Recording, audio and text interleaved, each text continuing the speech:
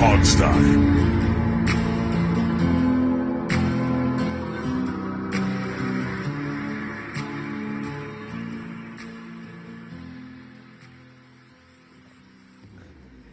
Hey, everybody, and happy Harvest Fest to all of you out there, because it is Harvest Fest week in Washington. And for those who don't remember, Harvest Fest is the famous thing that Bruce Allen said was when Washington was winning off the field, but not winning on the field. But the name Harvest Fest, is that an Alex Zeese thing? No, that's that what I've- the team calls it. Is it really? I don't remember him calling it Harvest Fest. It was called Harvest Feast for a while, which didn't make sense because they weren't actually eating; they were just handing out food. Right. But That particular thing that he said, I Yeah. think that's my nomination for the stupidest thing that's ever come out of the PR system of this team in our Well, lifetime. So, I mean, the amazing thing is that was almost 10 years ago, if not more now. And Grant and Danny, their radio show still does winning off the field as like a routine bit where the Oh yeah. callers call in about it. I think we're uh, winning off the field. yes. Yeah, that was Yeah. what a Jesus. It's a great bit that they do. Grant and Danny keep doing it, I would say. Like until your show ends, like it should just keep going. Anybody wonder what Bruce Allen's doing now? Is he like obsessing, over Washington games every week and just like going, God, probably mean, not. I think he he's bought that he probably nice has an house. island somewhere. Yeah, he bought that nice place out in California. He's probably got the world's largest liquor cabinet that he drinks through every week. Probably, yeah. And that's what he's doing. Think You he think talks he's a little drinking it up Danny. with Scott McLuhan? Oh, I'm sure. I'm sure he could outdrink Scott McLuhan. I don't know, man. McLuhan's an alcoholic. I mean, Yeah, he can but- probably outdrink everybody. Here's the secret, Steve. Non-alcoholics can usually outdrink alcoholics because they're the real pros. Alcoholics are the amateurs who have to quit. I don't know, man. I mean, I don't drink, so Well, we'll get to it in a bit, but you might want to start drinking given what's going to happen this Thanksgiving. This I'm just going to say start early, folks, because it's going to be an awful game this Thursday. But we won't get to that right now. We got to start talking about the last ugly game. Why can't this team ever beat the fucking Giants? it is kind of weird how the Giants seem to have their best performances of the year against Washington. Yeah. And the answer simply is this. I hate to break it to everybody. Washington isn't that good a team. They never are that good a team. But they're even in the years where they've been a better team than the Giants, they still lose. Daniel Jones is like 5-1 versus Washington, and then like 5 wins the rest of his career. And then you had Tom Brady incarnate last week that came up and put up Hall of Fame numbers against us. It's just insane. We're That's gonna the get one to that. thing. Yeah, that's the one thing I tell. I had like 2 guys at work say, "What, dude? Your Washington Commanders screwed me over." This I said, "Dude, have you not paid attention to anything I told you all year long about this team? Yeah. It's your own fault you keep betting them in whatever scenario you want to bet them for, especially against the Giants." I'm like, you're just a buffoon, not me. I'd like I mean, to come point on, out man. that we all got suckered into it last week. We all predicted Washington would win this game. I didn't. Oh, Well, you did. That's right. He You didn't. Yeah. But if you go back and listen to that, and I made my prediction off of optimism because I was going to be at the game. That's true. But what did I say? I said more than likely DeVito's going to look like Tom Brady all over again. Yep. And we're probably going to wind up losing like 23-21. You did say. I guess I was the one that was most off because I said I think the Giants really do suck this year, and Yeah. Okay, But so you were right though. yeah, They do suck. but- Washington's just a clown show. Yes. All right. In this game, Sam Howell was 31 for 45, 255 yards, 1 touchdown, 3 interceptions, 4 sacks. His quarterback rating is 62.7. Brian Robinson was the leading rusher, 7 for 73. It's 4.3 yards per carry. Chris Rodriguez finally got a shot, 6 for 43, 7.2 yards per carry. Derek Gore got a shot, 2 for 23. Logan Thomas was the leading receiver. Logan Thomas and Brian Robinson both had 58 yards. Thomas did it in 5 receptions, Robinson in 7. Terry McLaurin is 5 for 43. It goes down from there. The fumbles, just because I want to make everybody suffer through this, the fumbles were Logan Thomas, Byron Pringle, Chris Rodriguez, Brian Robinson, Jameson Crowder, and the lost ones were Rodriguez, Pringle, and Thomas. The tackles, leading tackler, Jamin Davis, Percy Butler, Cam Curl was 7. And the sacks, because there were like a butt ton of sacks. Mm-hmm. Jamin Davis, Jonathan Allen, KJ Henry, Deron Payne, Benjamin St. Juste, Casey Toohill, all that 9 sacks. The Giants, Tom Brady was 18 for 26, otherwise known as Tommy DeVito, otherwise known as Danny DeVito's nephew. Who lives on his sister's couch. Yeah. 18 for 26, 246 yards, 3 touchdowns, 9 sacks, as I said, 137.7 quarterback rating. Saquon Barkley, 14 for 83, leading rusher. Leading receivers, Darius Slayton, 4 for 82. Saquon was 4 for 57. And there was no, Tress Way was not interesting this week because they had so many turnovers that there were not a lot of punts. So, Right. So that's stats. So I know we usually start talking about the offense, but I really think this one you got to start with the defense and say what the heck happened. I mean, and I'm trying not to just use the F-bomb as many times as possible here, but you got 9 sacks. How do you get 9 sacks and lose? I have an idea. I know why. Well, I know why, but it's not been done in like 40-something years. That it's mind-blowing. Your secondary is just so bad. How's it you spend your first 2 picks in the draft on secondary and you're this bad? It blows my mind. Well, the answer apparently it's all communication issues. Right. Go ahead, Steve. Sorry. The answer is when you turn the ball over 6 times, you give a short field 6 times. If you notice, 24 of the Giants' 31 points came off of turnovers. Sure. That's how you get 9 sacks and you lose. I would like to give some cool turnover stats, if you don't mind. If you read the takeaways, it's in the takeaways. But there have been 69 games in Washington history in which they've had 6 or more turnovers. The worst games were in 1938, 1963 with 10, both against, wait for it, the Giants. The last time Washington had 6 or more was in 2014 against the Giants again. And they have done this 6 or more turnovers against the Giants 14 times over the years, which is more than any other team, including the Eagles, including the Cowboys, including the Cardinals. So 14 of the 69 times. That's a huge chunk of it. Including all of their NFC East teams, including the Cardinals when they were in the NFC East. Nobody have they done that to more than the Giants. I mean, that's not quite 20%, right? Like, just doing the numbers in my head, but that's still a huge percentage relative to the number of teams. No, it is more than 20% because 20% would be 13. 10% is 6.9, so 20 is 13. Right. Yeah, or 14, so it's over 25%. Yeah, just that's a mind-blowing stat right there. Look, there's also that thing, and I remember it from years ago where the Mariners have always hated Washington more than any other rival, they've said, for some reason. And they've always viewed Washington as their chief rival, and they always try and get their players more fired up for this game, which is interesting, but I don't know if it really makes a difference. But clearly there's something there. You know? Well, you got to start with this. Why did all the turnovers happen? And you start with the interceptions. Right. Sam Howell made a bunch of bad decisions. He got lucky, too. They dropped at least one, and another one should have been. And he really should have had 5 interceptions. This is probably his second worst game of his season. Second worst? I would say the Bills game was worse. I think the Bills are worse, yeah. Fair enough. But, in that case, it wasn't a case of, in this game, it wasn't a case of the Giants secondary making fabulous plays. It was him throwing stupid passes or bad passes under pressure. It was really Howell at his worst. It was, I do think Wink Martindale does a good job scheming up his defense to, rattle Sam Howell throughout the game. Like they kept him fairly clean in that first half, but that second half, he was running a lot more. People weren't getting open. He was having to get out of the pocket, and he was getting hit a lot more.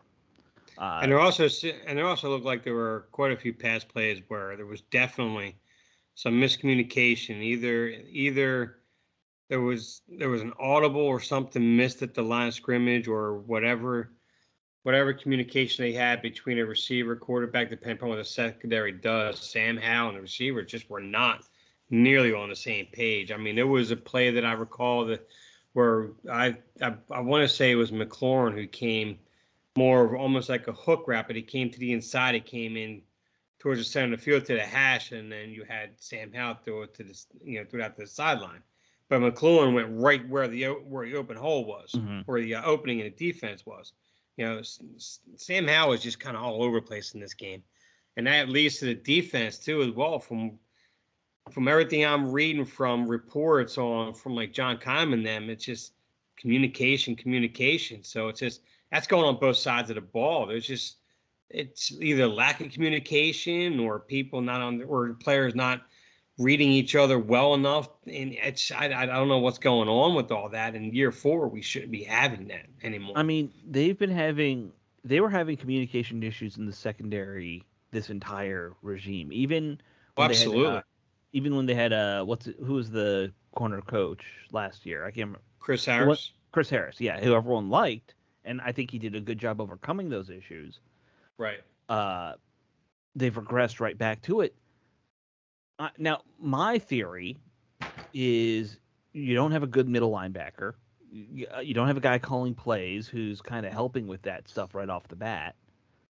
I know that doesn't translate to when the play's going on, passing guys off in the zone coverage, but if you're not setting it up from the beginning right, then you're going to have those communications down, as the play progresses. At least that's my theory. I mean, also, the linebackers are responsible for things like square ins, right? Short slants, all the intermediate zone stuff. Yeah, absolutely. Yeah, and they're just terrible at that. But it wasn't just them this time. The receiver, the corners got burnt. Mm-hmm. There were a couple of times where safeties were out of place. It was just a really poor performance. The lack of depth at safety at this point, I think we're down to we have 3. Our top 3 starting free safeties are now hurt at this point. Is that right? Do you want the injury report now? Yeah. Do you know? Because I know Reeves has been out, Forrest has been out. Okay, so who's on the injury report this week? And we're kind of skipping ahead here, but the injury report is Alex Arma hamstring, Forbes didn't practice Monday with an elbow. Harris quad, F.A. Obata's on IR now. Smith Williams hamstring, Cosme,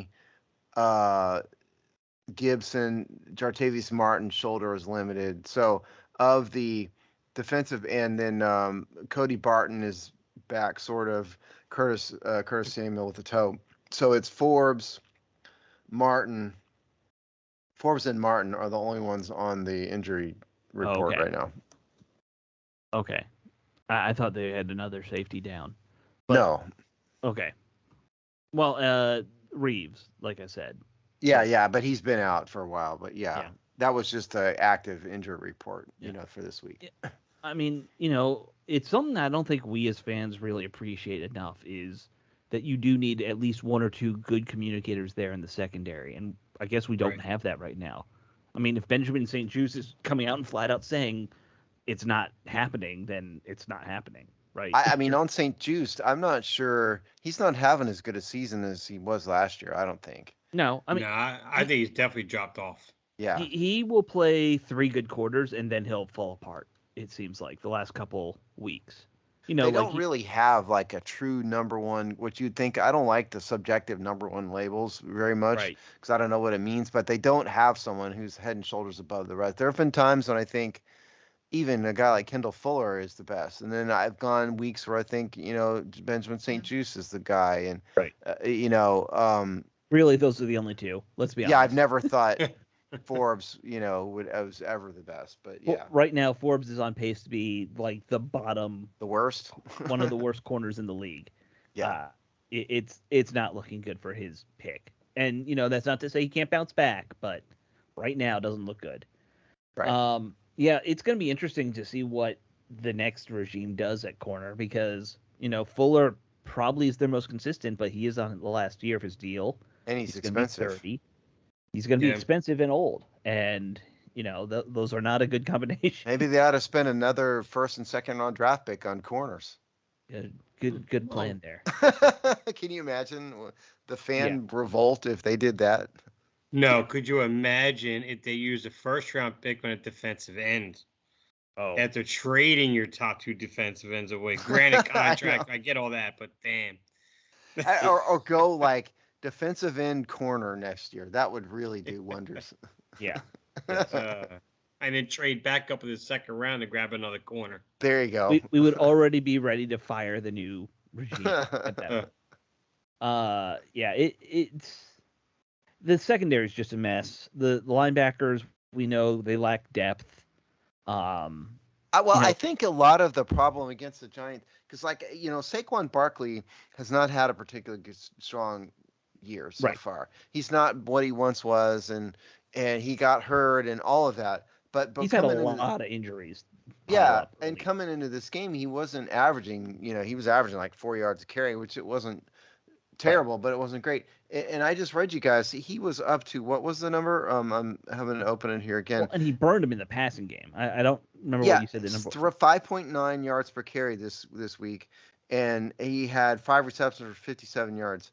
And his long carry, granted, was 36 yards, and so that puts it at 50. That puts it at 47, 47, 13 for 7. So he's still about at 4.5 yards per carry, even without the 36 yards. So they didn't run the ball with him a whole lot early on. Remember, they didn't have any rushing yards up until I think it was the mid to late third quarter. Yeah, it was. He had 0 at halftime.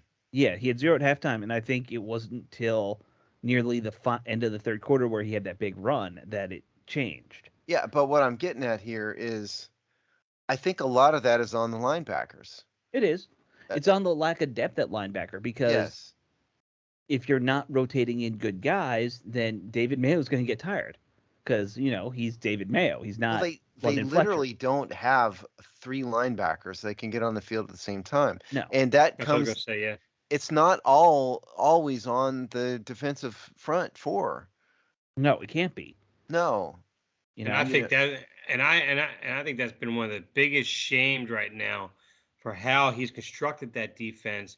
Relied so heavily on that front 4, and then relying on that Buffalo nickel thing that he's always wanted to run for the last few years. Right. And that's led to the total neglect of the linebacker core. And just like you said, Steve, you're relying so much on that defensive front, no depth at the linebackers, and now you're seeing how, especially late in the games, that defensive front gets worn down. You have no second-level help. Running backs are coming through. They're getting like almost 8 yards before they even get contact by midway through the third quarter. It's just insane. Their obsession with their 5 D lineman front and the nickel situation, that's the one thing about this defense being so bad. I can't tell you if it's roster or if it's purely you're running this idiotic scheme all the time. My theory on that has been that they don't really believe in that scheme. I think they just know they don't have a third linebacker. Well, but they didn't bother trying to get one. I get it. I know.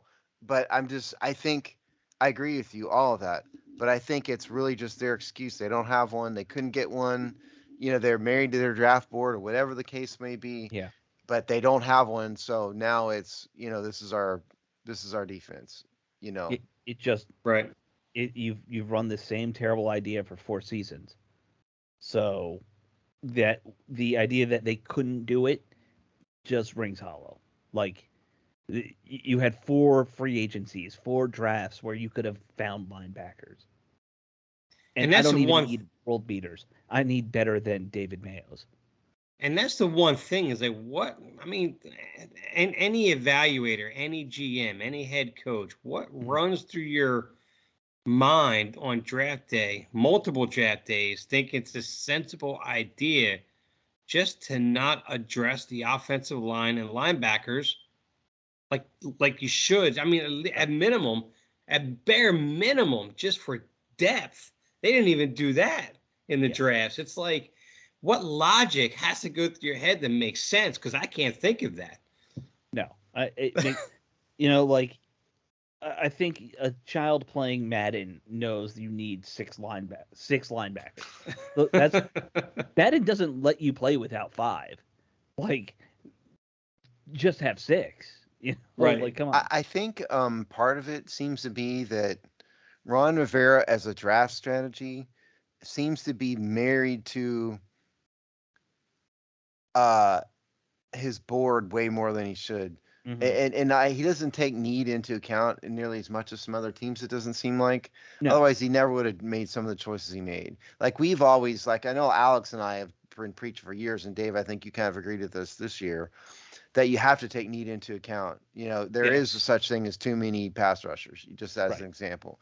And he's, what did he do? He's ignored linebacker, and he drafted too many defensive linemen, and and a bunch of corners, and all of that. We've beat that into the ground, and now we're seeing here against the Giants in Week 11 the results of that, which is you don't have a linebacker. If Right. you go to all the offense, you don't have anybody that can block Dexter Lawrence. I pointed that out in the game preview. Right. Dexter Lawrence versus Tyler Larson, key player. What happened? Dexter Lawrence is pressuring the quarterback all day long. Yep. And all of that is a reflection on Ron Rivera's roster construction. The lineman you drafted was a center. When you just signed a center, why'd you do it? Well, it's because he's ranked in 0.5 higher on your board. That's stupid, Ron. Right. All of that. And so we see the tangible results of that on the field this year in the form of the roster construction is inhibiting quality play. Well, and I think you making a really good point about him being married to his board makes a lot of sense when you look at the Forbes pick, because almost anybody, when you looked at Christian Gonzalez and Witherspoon, I think was in the top 10 draft. I think he was one of the top 10. They were both projected by everyone to be top 10 picks, probably within the top 8. And I guarantee you he probably sat there thinking Forbes is going to be the only guy who is probably number 3 on my board for corners. I love him. I want him. And he probably never even imagined Christian Gonzalez would ever be there. And then instead of sitting there like a normal GM, sitting there, go, you know what? Hold the phone. Timeout. You need to do one of two things. We got to take Christian Gonzalez, or we have to find someone who really wants Christian Gonzalez and move back. Well, I think there's that, and I think there's another side to it, though. What I've noticed is Ron Rivera seems to be overly married to athletic profiles in draft picks. Oh, yeah. Jamin Davis. Forbes is the same way. Forbes had this crazy athletic profile. He was known for getting interceptions, but everybody kind of forgot that as like a pure coverage corner, Christian Gonzalez is better, which is to your point. Everybody thought Gonzalez is a better corner. Everybody did, but Ron Rivera. Everyone knew he has a much lower or a much higher floor. Yes. And Ron is. That's where like the Riverboat Ron part comes in. Not really his play calling anymore, but is the draft. And so I think that's part of it. It's like not only is he not taking need into account, his draft philosophy is effed up too, I think. Oh, absolutely. The defense was a mess. I know, like you said, a lot of those points came off turnover, but they allowed way too many big plays again. So look, Washington had 14 possessions in this game. Of those possessions, one was the end of the game. At one play, it didn't count. One was the end of the first half. Then you had 6 turnovers. So you had 10 possessions that were not. And then of those 10, 6 of them were turnovers. And of those 6, the Giants scored points 3 times on them. Or 4 times on them, rather. So that's how you lose a game. Like if you give these teams a short field over and over and over again, your defense is not going to succeed. I mean, the defense bailed them out of a couple, which good for them, but not enough. But when you have a billion of them, a couple doesn't help you. Yeah. Going back to the offense, though, it does seem like obviously Sam Howell had a really bad day. Overall for him, like after what was it, 3 or 4 really good games in a row, this was just a stinker. You do, by the way, I have some numbers. Speaking of how, so you guys are right about Buffalo. I had forgotten how bad it was. He was 19 for 29, 4 interceptions in Buffalo, quarterback rating of 41. So that was worse in this game. Yes, but he's got some really interesting rankings in this. So listen to this. He's still leading the NFL in passing yards. Right. And that's a volume thing. We all He's all leading Right. the NFL in passing attempts as well. He's also leading the NFL in interceptions with 12, tied with Yeah. Josh Allen for 12. Quarterback rating, though, all the way down at 19. And then completion percentage all the way down to 14. So it's what you said, Alex. It's a volume thing, both in interceptions and passing. If you look at his interception percentage is 2.7, which is still high, but not the top of the heap. Right. He's 11th in the NFL in interception percentage. So part of this is just he's throwing the ball so many times. He's got an offensive coordinator who hates running backs. So this is the result. And I don't want to sound like I'm defending him too much because, I think good and bad, we have to take it all in. Over half his interceptions comes in 2 games. Yes. That's kind of rare for, I mean, I guess for a quote rookie or a young quarterback, having 2 really bad games like that happens. But, we should factor that in there too. Well, the other thing to factor in is he's also leading the NFL in sacks. Yeah. By a lot with 51, which is a whole lot. He's still on pace to make the record, I think. Yeah, he's on pace to break the record easy. Yeah. I'm disappointed that we've gotten off the pace for 100. It's kind of a bummer. Yeah, but he can still go for the. He can still go for the record. We need some solid. We still have to play San Francisco yet here soon, so you never know. We need some solid 5-6 sack games. I mean, two games versus Dallas and a game versus San Francisco. Those will add some big numbers. That might be like 24 alone. So there, how many games? 6 games left, right? 7, I thought, right? What's the record now? Hold on, I had it. Are they just 4-7 or 4-7? Yeah, they're 4-7. So you're right. 6 games left. Okay, 6 games left. So he's at 51. The record's 76, and so that's 25. And so we need to average over 6 games. We need to average between 4 and 5 sacks a game to break the record. So that's our goal. That's very feasible, unfortunately, for Sam Howell. Well, that record might get broken just in the 2 Dallas games and the San Francisco game anyway. Alone. Yeah. Hey, man, if Washington can get 9 sacks versus New York, Dallas can get 9 sacks versus Washington. So that's Sam Howell. But so the other parts of the offense I wanted to highlight was the run pass percentage actually wasn't that much better. It was a little bit better.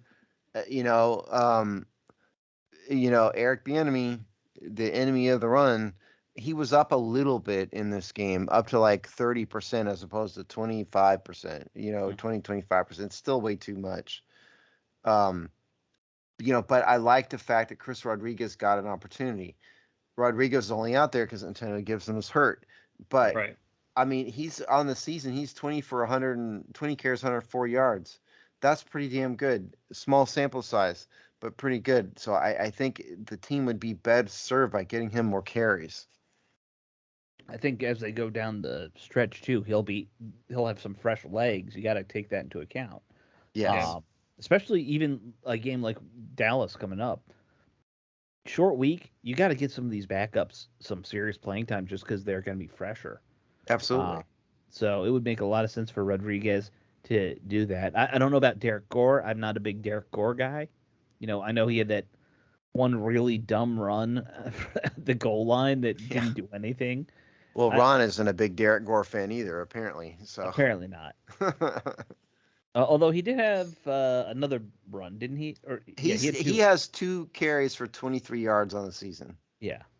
Okay, that's on the season. If you're going to have 23 yards, if you're only going to have 2 carries on a season, 23 yards is pretty damn good. That's true. Well, his only touches were this last game anyway. One of them, I think, was like a 15-yard run or something like that. Yeah, that's where the 23 comes in. Yeah, absolutely. Yeah. So. Yeah, it is interesting to me, or it will be interesting to me to see how they use the running backs in this coming game, because at this point, you got to try and save Sam Howell's but the Cowboys, more running the ball is only going to help with that. Yeah. I'd like to point out one other observation in this game. I said it. I kind of hinted around about it earlier, but the interior offensive line They looked really bad at times. I mean, Dexter Lawrence, as I said, beat up the center and the interior guards. Kayvon Thibodeau was like all over Charles Leno for a good bit of this game.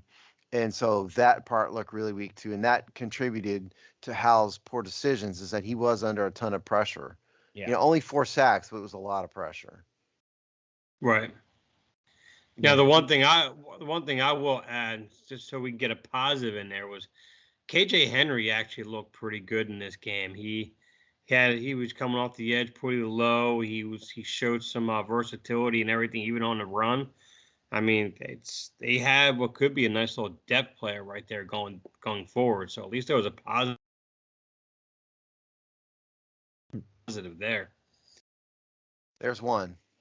Yeah. I mean, I got to give you something, right? Yeah. I think there's going to be plenty of talk about the edge rushers into next season. I think that they have some decent depth guys. That KJ Henry, Tuhill, we've seen a couple of good play, and you need guys like that they're not going to have more than 2 or 3 good games a year, but they might have 2 or 3 good games in a year, and I think that can be a difference maker.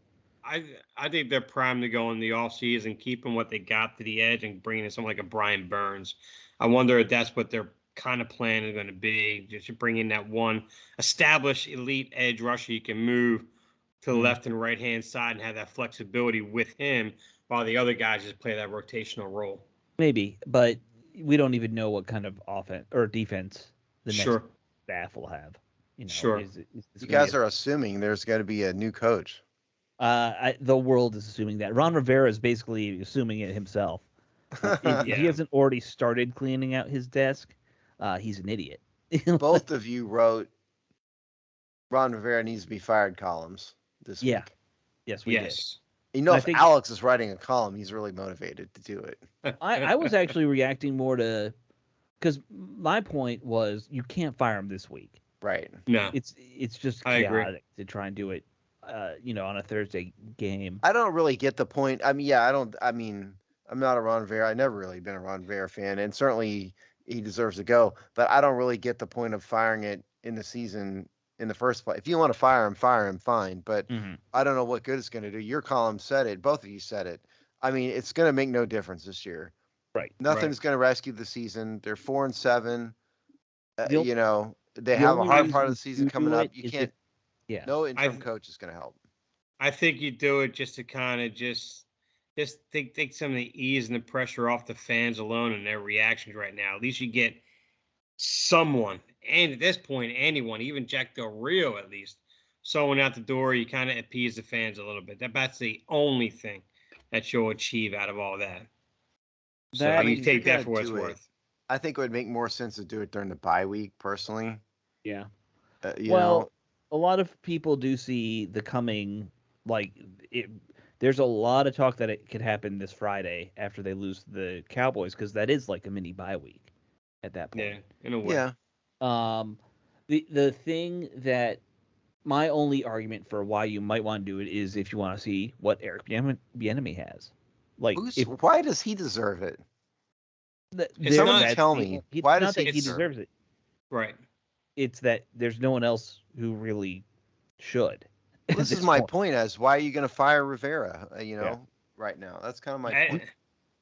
Go ahead. At this point, is because I know John Keim kind of hinted towards it a little bit, and JP Finley kind of talked about it a little bit, kind of what they heard. It doesn't even matter if they bring in Bieniemy as an interim or not. Anyway, Josh Harris apparently has a few names in mind, I guess, of what he wants to do, whether he gets any of them or not, whatever. But this whole front office is going to be fully restructured at the end of this year anyway, which means Bieniemy will probably most likely be gone anyway, which is fine.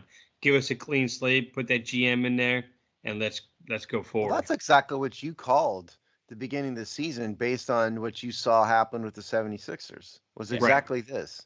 I think we all kind of knew that was likely to be what's going to happen. My thought is that all right? You want to see what Bieniemy? I think a lot of fans do want to see what Bieniemy has. They're just curious. It's a I've curiosity seen enough thing. of him, honestly. Already But seen enough of that guy. there's so little talent on this coaching staff when you really start looking at their resumes. And that's not to say these are like bad guys or anything. I'm sure they're all very nice and trying. But like our corners coach is a glorified high school coach. Like he we don't have many people who were defensive coordinators, or I think there's one or two guys who I mentioned that were coordinators 10, 15 years ago at the college level.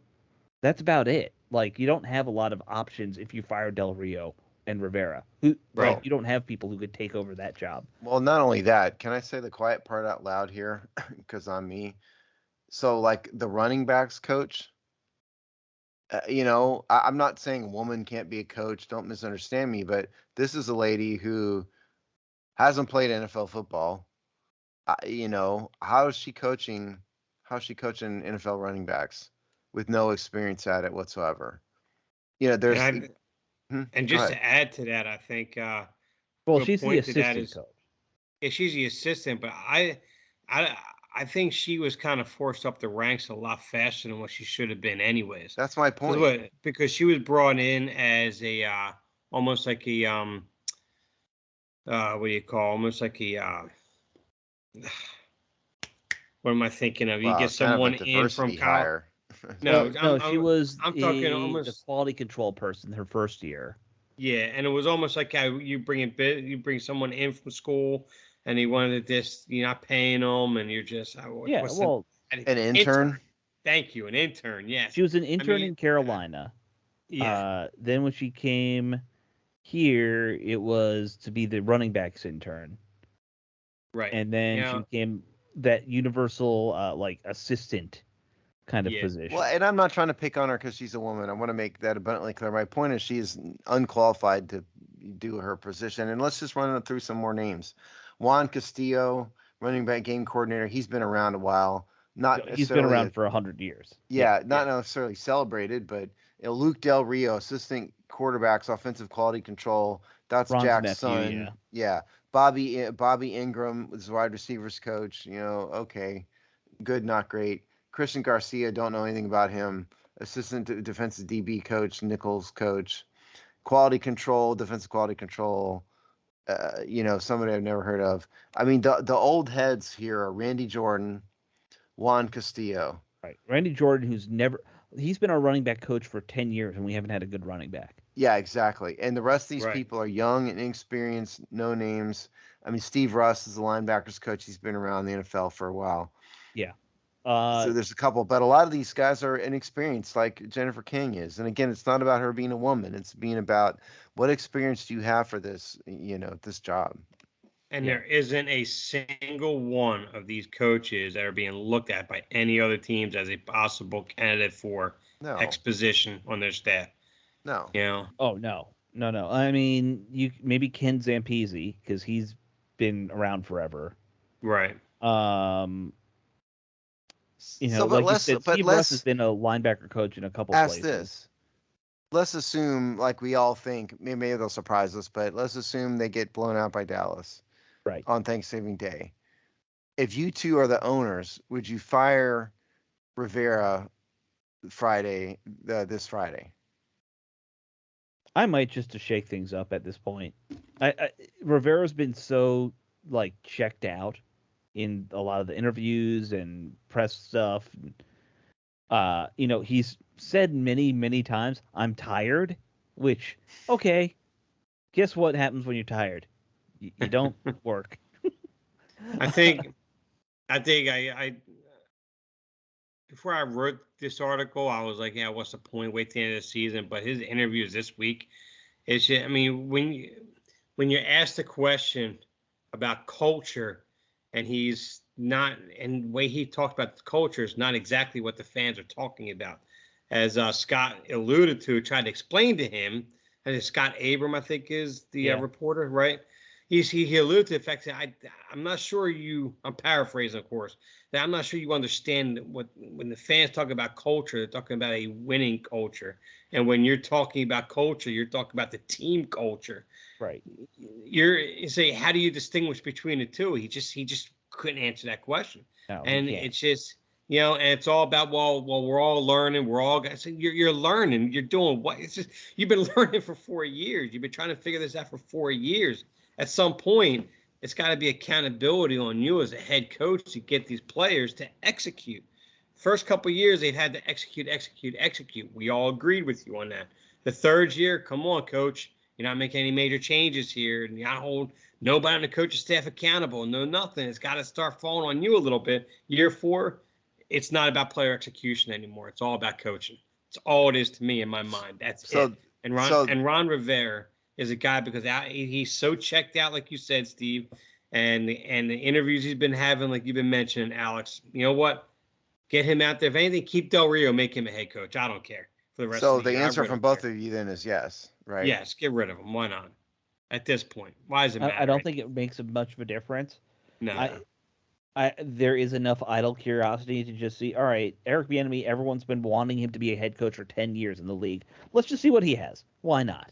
I don't think it'll work out for this team, but the other thing is, like, that's not going to matter, okay? You fire Ron Rivera, he's the GM. The new GM's coming in. He's not retaining any of these people. No matter who they are, they're gone.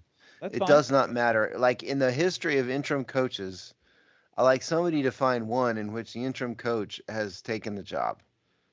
Somebody can probably come up with one. I can't remember who it is, though. Mike Singletary for the 49ers. He took over the interim coach. The following year was named the head coach. Okay, there's one. And that lasted like 2 years, I think it was. Yeah, it ultimately wasn't successful, if I recall. That one blew up in spectacular fashion. Yeah, it did. Because didn't he, like, flash somebody or, like, drop his pants or something? Pants and mooned the team. Yeah. Correctly. But, okay, so I'll give you that one. But this is not something that happens, Nope. It just doesn't matter. You can say all you want, give Eric Bieniemy a chance. Number one, I don't think he deserves a chance. But 2, it's not going to matter. No, I don't think it'll matter either. I think really, if anything, firing Rivera at this point is just to make people feel better, That's it. More than anything. Yeah. Yeah. Oh, definitely. Well, you know what? In actuality, though, that kind of makes sense in a little bit of a way. If Josh Harris did it for that, because there are fans out there going, well, Josh Harris isn't making a move. This is just Dan Snyder 2.0. So if he has enough pushback in that sense, where people want to call him Dan Snyder 2.0, just a safe face to say, hey, listen, don't put me in that category. Okay, Ron Rivera, you're gone. There's my change. Now we're going to go through the rest of the year, and I'm going to get my GM in here and clean house. But leaders cannot and should not make major decisions like that based on the whims of a bunch of people on Twitter. You're absolutely right. But I'm sure when Josh Harris looks at this staff anyway, he goes, they're all gone anyway. You know what? I'm going to just throw the fans a bone anyway, because I'm not keeping any of them anyway. So here you go. There's your sacrificial lamb. And after this year, I'm moving on with my guy anyway. It's irrelevant to Josh Harris at this point. Now, if it's year 5 in his ownership and he's doing that, yes, you're right, Steve. He shouldn't be doing that.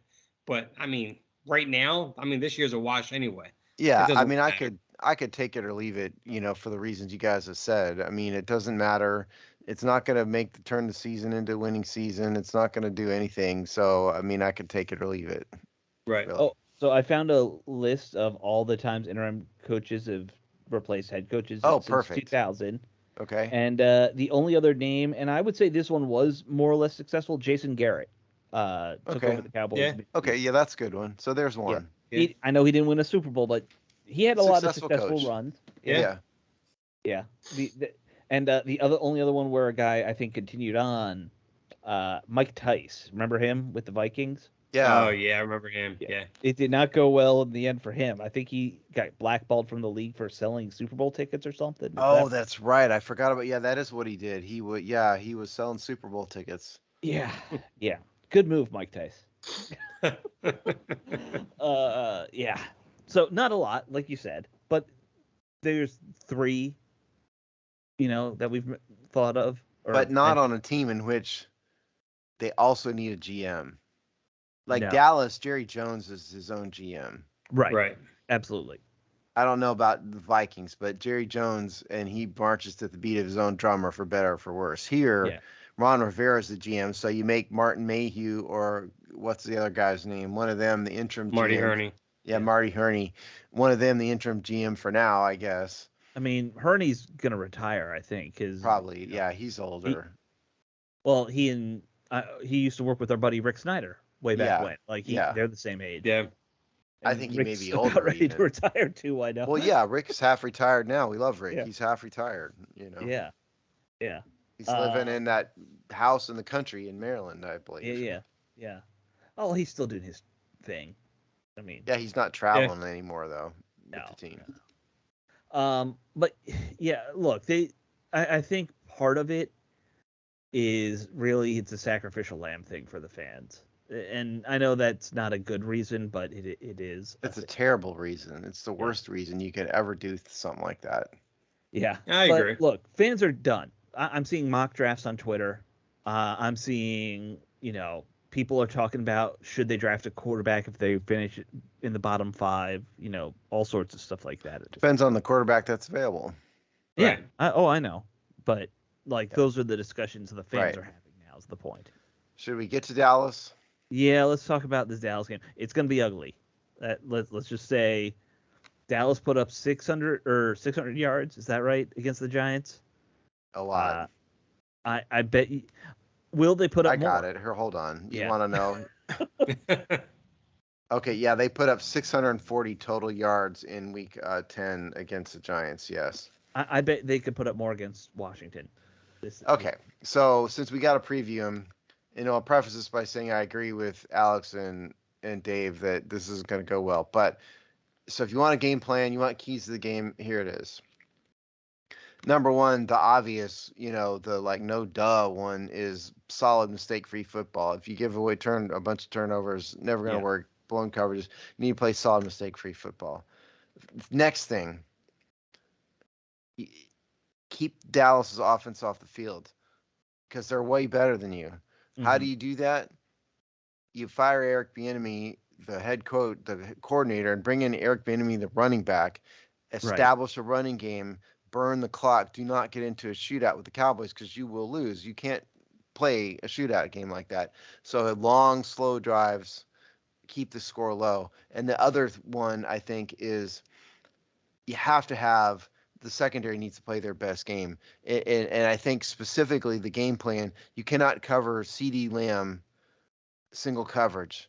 You have to slant coverage to that guy every time, and make it work because he is a nightmare. And so I think you do those 3 things: solid mistake-free football, focus on a running game, don't get into a shootout, and no matter what happens, do not let CeeDee Lamb beat you. So you got a slant coverage of him. Those are 3 things I would do. All right. So my thing that I would do, I would take Bates, our decent blocking tight end. We only have one. And wherever Micah Parsons is, you need him on that side helping. And if Micah Parsons lines up over center, you need to have a plan to shift him to H-back or fullback or something to be ready to help block. Because not a bad idea. Right. You don't have a single lineman who's good enough to block him one-on-one, period. Even in their best days, none of these guys are going to be able to do it. So you need Bates. You probably need 3 people ready to block them, frankly, but you can't go that far. Yeah, I don't think that'll work, but they definitely need. That would be a good one. Yeah. And see, and this is why I have absolutely no hope for this game, because all those keys you guys just mentioned, none of them are going to work anyway. No. It ain't going to happen. We're not going to run the ball. They're not going to use Bates as a blocker. We're not going to have mistake for it. It's the only thing that I look for in this game that I want to see is I just want to see Sam Howell just kind of rebound off of that bad game. Just protect the ball, be smart with the ball, and be more efficient in the passing game, because you're going to throw the ball about probably 50 times in this game just to try to keep pace with the Cowboys anyway. I just want to see more growth out of Sam Howell because I just want to see what we have in him going down the stretch, going down the stretch because this quarterback class is supposed to be pretty good coming out. So Very at least, yeah. yeah. So it's just outside of that, I'm not expecting anything out of the running game because it's not going to be, it's going to be non-existent anyway. I don't expect our secondary to cover anyone on Dallas at all. These linebackers are going to get chewed up by Pollard all game long. I mean, it's just going to be a mess, you know. And the worst part is my sister is a diehard Cowboy fan, and she'll be over for Thanksgiving dinner, so I got to deal with her happened in watching your the family, game. Man? Like, hey, listen. Hey. I just love your honesty. It's like, yeah, none of this is gonna happen. That's like, Yeah. You're like a man of my own heart. You know, I'm given like, okay, what can Washington do to win this game? And no, that's gonna. And I totally agree. None of that crap's gonna happen. No. I'm just saying No, that's right. what they should do to win. They won't. and I think we all agree with you. Like, it's not realistic. Like, Right. this is, and I'm just gonna put my score guess right now. I'm thinking this is gonna be like a 42-14 blowout. Oof. So Ugly. yeah. I think it's gonna be really ugly. Well, I don't know if you guys remember- have any other points you want to talk about with this game. I just think it's gonna Let me see. There's a couple of me. What are the interesting match? So the big one to look for. I mean, Charles Leno has got his hands full this week. Yeah. DeMarcus Lawrence, he's got 2 weeks in a row of this. You know, that's a big one. Terry McLaurin's got Stephon Gilmore to deal with. That's something fun to watch. And then the CD Lamb is going to be like a group effort. You know, but the matchups to watch, I think, Leno versus Lawrence, McLaurin versus Gilmore. Those two are the big. Those are the big ones, I think. But yeah, I Well, think and it's not going to go well. then Leno's gonna also be versus Parsons a lot. Yeah, that's true. Yeah. Yeah. Yeah. he will not get a break is what we're saying. And again, he's probably your best lineman. And he's not, I don't think he's a bad left tackle. He's not top 10 if we're being realistic. He's not top 15. I mean, it's kind of like saying the dude from Green Day is the best guitarist of a bunch of Right. nouveau punk bands. Right. And that could actually segue into our next little thing that we're going You to talk like about. that? Yeah. Yeah. My prediction for this game, I'm going to say 37-17, by the way. Okay. I'm actually going 56-14. Oh, Ooh. wow, my goodness. Okay. It's a repeat of last year, the one game that we had last year, 56-14. We all and predict We're gonna have blowout. that. Ron Yes. Rivera, you can stay in Texas at that point. Same with you, Jack. Same I with don't want him in Texas. Don't leave him here.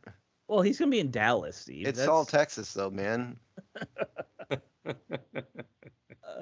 Yes, it is all Texas. That's why we make fun of it all. I love Texas. Well, you know what? I'm sure there's some Border Patrol agent that could use a pep talk from him. You can always drive him down there for a little bit. They're too busy. Well, guys, keeping let me the tell you millions what. of- Right now, we're gonna go out there. We're gonna do our best. Golly gee, is what we're gonna do. I think the Border Patrol is too busy with millions of illegal aliens to deal with Ron Rivera's nonsense, too. Crossing the Rivera. There By the we way, go. I've always found it funny that Rivera and Del Rio are both named River, basically in different languages. Good point. Just very weird. Anyway, yeah. So Steve mentioned the Green Day thing. So Green Day played the halftime show at the Canadian football championship for the CFL, the Grey Cup. They played live, by the way, Steve. They didn't play and dub it either. Is another thing. And so, wouldn't that be nice to hear? Like, I know it's punk rock ska is probably not your exact type of music, but it's closer to rock. Yeah, well, yeah, it's not, and yeah, I mean, I like Green Day. It's not totally up my alley, but I like Green Day. I play a couple Green Day songs on my Right. little guitar Everyone back likes there. "Time of Your Life" and a couple classics. Yeah, I can strum out a couple Green Day songs sometimes just for the hell of it. Right. But the Canadian Football League is doing something amazing, which Right. is put on music that's not R&B and hip hop Right. on the halftime show. They have recognized, which is a miracle, something that the NFL and Mr. Z, Jay-Z, has not recognized, which is there's different types of music. Mm-hmm. There's punk rock. There's Metallica. You could have a heavy metal band. Metallica's popular. You could put a country band out there. Keith Urban is humongously popular. Not up Keith any Urban of our. played the Grey Cup in 2019. Yeah. Not Yeah. up any of our alleys, but millions and millions of people love country music. Put a country music. There's a lot of different types of music other than just R&B. I'm sick and tired of it. And I'm especially sick and tired of seeing a bunch of lip syncing dancers. You Yeah. know, Green Day went up there and played live, to their credit. Amen to that.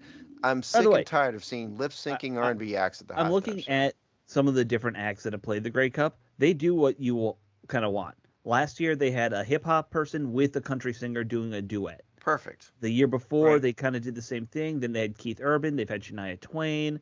They've had Fall Out Boy, Imagine Dragons. They jump around. They do the Yeah. gambit. Nickelback, They're not who- locked not in. my thing, Yeah. but you know, The NFL is so terrified of. See, this Jay-Z is the problem. Okay, they hired Jay-Z in the, as the the remnants. MC basically for this whole thing. Yeah, Well, yeah, he's his company is a contract to do it, but they did that in the aftermath. What I was trying to say, in the aftermath of the George Floyd stuff, and when they were protesting national anthem and all of that. well, Jay's no, they did it before that. They did it as a response to the Colin Kaepernick thing. there. Sorry, you're right. Yeah. But either way, that's why he's there, and they're completely forgetting. Get creative. Right. You could bring on. You could bring on like a Broadway show in there and have them do something for a They halftime used to do show. weird Yeah, I stuff know. like that. You Yeah. don't. You don't have to have a string of rappers. Yeah. Like this year it's Usher. Oh, good. This will be another time for By me the way, to go. is like, Usher get even relevant as a rapper? I don't even No, think he is. and the lady who did it last year, Rihanna, Yeah, she hasn't had a song in forever. not a big one. No, Right. And that's the interesting thing is, I don't mind the variety. no, I Like- want the variety, but Yeah, we're not getting variety. Yeah, we're not getting. Why variety. hasn't Metallica played the halftime show? That's always there are- been. That's always the one you want. is Well, when- they're a huge stadium act. yeah. The biggest name in heavy metal music. I mean, Yeah. I don't get it. I do get it, and I'm offended. I think that we should have more variety in who does the productions too. Kind of like how the Olympics gets like big name directors to produce the Olympics every year Yes. now. You should be doing that. It can't just be a washed up rapper every single year. Right. And it all just comes off very similar, like how they present it and stuff. It's very boring.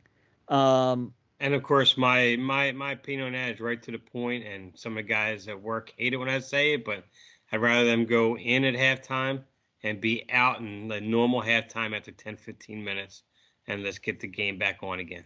I I really this couldn't point, care less about a halftime show. At this Never point, I'm have. with you. I never have.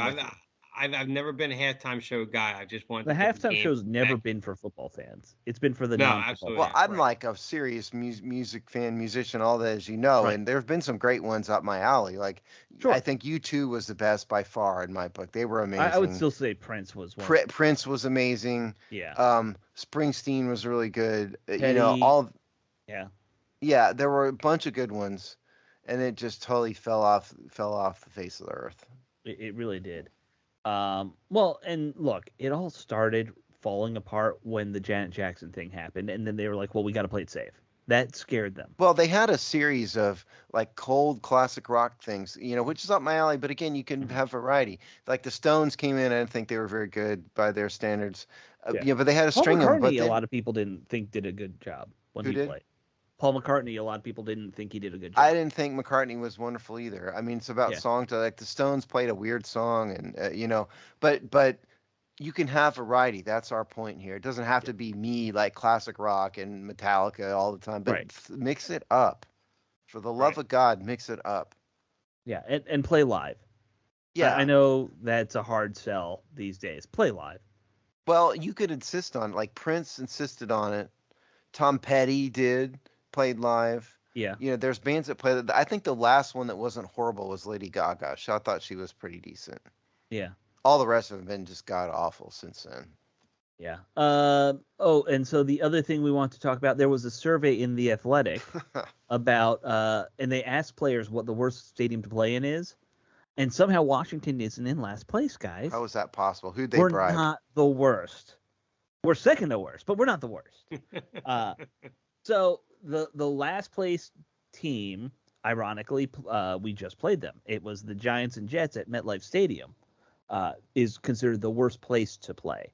The sad And thing about that is that's a fairly new stadium. It is, Yeah. but it was kind of built on the cheap. It's in the middle of nowhere in New Jersey, in where they dump the bodies. And It's at the Meadowlands. It's not the middle of nowhere. well, you've been to the Meadowlands? I've never been to the Meadowlands. Oh no, it's just in the middle of a swamp. Like there's nothing around it. There's literally nothing around it. It's like I said, it's where they dump the bodies. Remember the scene where they shoot the guy in The Godfather? That's the Meadowlands. People have always Yeah. wondered if what's his face, the mob's Teamster guy is Hoffa is buried out there. Right. There was that old thing about he was buried under the old stadium. He's been Although- buried in like 15 different places at this point. But Supposedly they now know what happened to his body because some guy I've admitted been hearing that for years. Yeah. Anyway, so here's the moral of this story is that you can dump raw sewage on fans and still not be the worst somehow. Well, but this was And you could the player. turn off the hot water to the players. Yeah. Can you It will imagine? not be the worst. I thought that was so great. It's like The hot only water in heater Washington failed could and they that- couldn't fix it. Yeah. Yeah. Only in Washington could that happen. Whoops, we're going to put an NFL game on. Sorry, you can't take a shower because the water is messed Well, up. so and actually, they explained it in a way that makes sense. In order to fix the hot water heater, you have to shut off the water to the whole stadium. Can't do that when the fans are all there. I have a thought. Why Yeah. don't you properly maintain the equipment as you go? Yeah, maybe you should check it more often. Yes. Or there's a maybe thought. have a backup hot water heater. I don't know. Like it's a big stadium. Like Or there are people who have more than one in their home. I'm sure. I have Right. 2 in my house. Yeah. Yeah. Or how about my little conspiracy theory that Josh Harris was so frustrated that we not only that our defense was not only just horrible and our offense was just equally pathetic, but we've also allowed DeVito look like Tom Brady gets it. So it was like, well, Washington, because your poor performance, you get no hot water. DeVito, because you look like Tom Brady, your entire team suffers because of it. No hot water. So, Turn it off. That would be like funny. these bastards don't deserve a shower. Yes, pretty much. Yes. That's pretty Oliver Stone, man. Yeah. Now I wonder if they had done the survey after that, if Washington would have dropped below the Meadowlands again. The race to that's the pretty bottom. low. But yeah, like it can't be that hard to put in one of those tankless heaters, right? I mean, come on. There's got to be more than one water heater in an entire stadium. I would think so. Well, it was just the water heater for where the showers are. Oh, okay. For like where the players are, I guess. So if you want something that's like pro FedEx, here it goes. So the Meadowlands was the worst, but the Meadowlands is at least 20 years newer than Yeah, it was built in Right. It was built 2014 or something. something like that. So it's at least 20. It's roughly call it 20 years younger, newer rather. So the efficiency. So Washington Stadium is old. It's 30 years old at this point, almost 30 years. Yeah. So 28 years old. So it's. I don't think you expect it to be as in good shape as a newer stadium like MetLife. So I would argue that the overall efficiency, if you want a positive, if you're FedEx, go yay efficiency, because we are better than a newer stadium, which means, and we've had time to dive into the dumpster. They have not. So and ours is better. Washington's been trying to dig themselves out of the dumpster, a la Star Wars with the trash compactor, like unsuccessfully for a year. yeah. But my point is, like, you were better than a newer stadium, so that's got to be a thing in your favor a little bit. Yeah, that I guess that is a feather in their cap. So like my, 1985 Hoopty Ford, Right. is slightly better than, the 96, Oldsmobile or Yeah. whatever. Yeah. Yeah. Good for them. Is Oldsmobile even still around? No, it's gone. But in 96, there was Oldsmobile. Okay, gotcha. Right. Gotcha. All right, guys. Well, we at least had something to make fun of, and that's the important thing. That's the best way to end the show Exactly. is making a joke of people, making fun of It's the not shitty that team. serious, people. No. Well, you're no longer emotionally invested in the team. True, For some I'm not. people, this has been a devastating year. It's freeing. It really is freeing. Yeah. All right, I guys. wish I that could free should wrap it myself up. like that. You can, Dave. Take a step. Yeah. Come join my, my 10-step process. I'll talk to you off the air about it. We need Steve to have like a Darth Vader voice, come to the dark side kind of moment. Come to the dark side. I need to work on that one. Yeah, we'll have to work on all that. It is Thanksgiving. Anything you guys are looking for? What are you guys looking for food wise most for Thanksgiving? I know, Steve, you got your diet, so yeah, I'm not really the best one to ask. I'll defer to Dave on this. I don't eat sodium anymore, so that kind of eliminates all food basically. Right.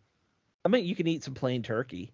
I'll do that. That's what I'm gonna end up with doing is plain turkey. Yeah, just turkey breast. Yeah. Something like that. Yeah. But I know we are just a very traditional Thanksgiving, so turkey, stuffing, cranberries, and all the sweet potatoes with the brown sugar marshmallows, and everything. And I love the one thing I love watching is people that hate having the food touch themselves, touch each other on the plate. Those people. Yeah, those people. But we have a couple in our family, so when I sit down on my plate, my food is just like one big.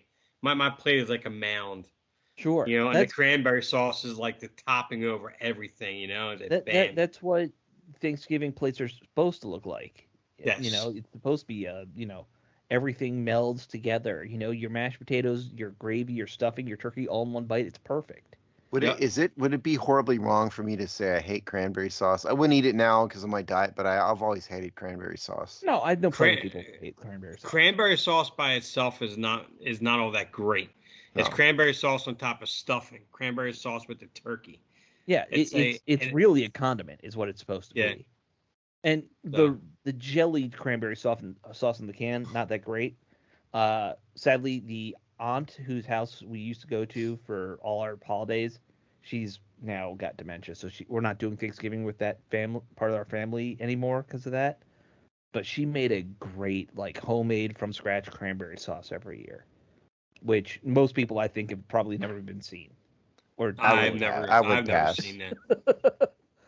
I'd actually love to try it. Actually, to be honest with you. Yeah, if you make real cranberry sauce and you put orange in it and all sorts of different fruits, it's kind of like that kind of like a old 1950s looking thing, I guess. Yeah. But welcome that's to fantastic. the food hour on the Hogsty. We haven't done this in a while. Yeah. Well, because your diet, we I can make fun of it. Yeah. I would make fun of my own diet if I were someone else.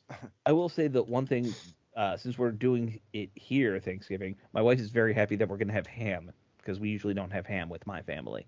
So. Oh yeah, we have ham every year too, and lasagna. We have Jewish people don't eat ham. I'm shocked, Alex. Well, we have enough kosher people where we just don't do it in that side of the family. So, yeah, Dora's just happy that we can have ham for Thanksgiving.